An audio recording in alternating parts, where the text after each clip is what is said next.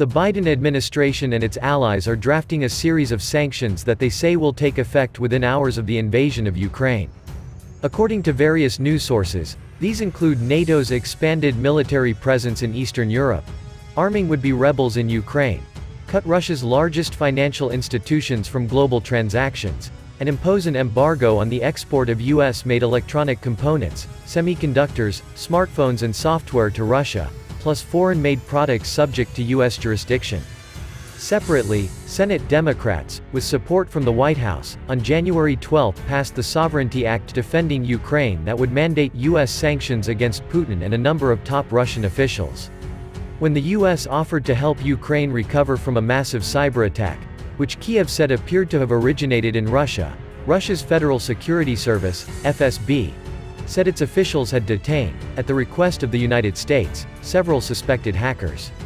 Belongs to the Sodinokibi rebel ransomware group that is suspected of masterminding last year's ransomware attack on software company Kaseya that affected 1,500 businesses worldwide, RFE, RL and the AFP, Moscow Times reported.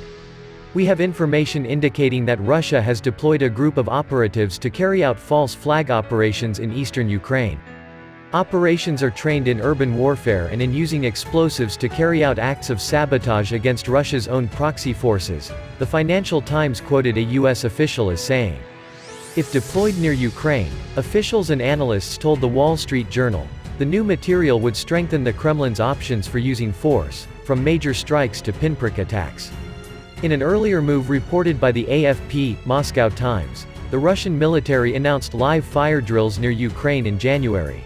The Defense Ministry said 3,000 troops and 300 tanks and infantry fighting vehicles had been deployed in 3 areas of western Russia bordering Ukraine and 1 bordering Belarus.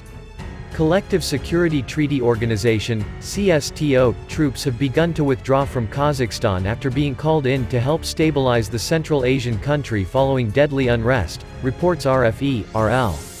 The protests have been sparked by rising fuel prices and grew violent amid an apparent stalemate between loyalists of the current and former presidents.